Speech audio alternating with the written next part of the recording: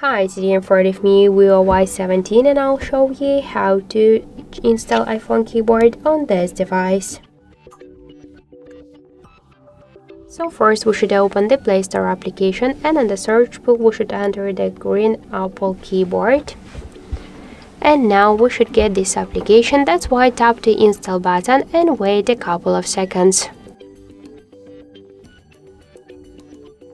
Then just tap to open the app, click to enable in settings, and near green Apple keyboard click on the switcher, tap to OK and go back. Tap to switch input methods and switch your currently keyboard to the green Apple keyboard.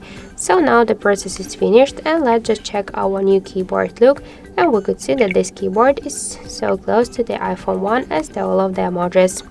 So that's it, thank you for watching, and if you like this video, leave thumbs up and subscribe.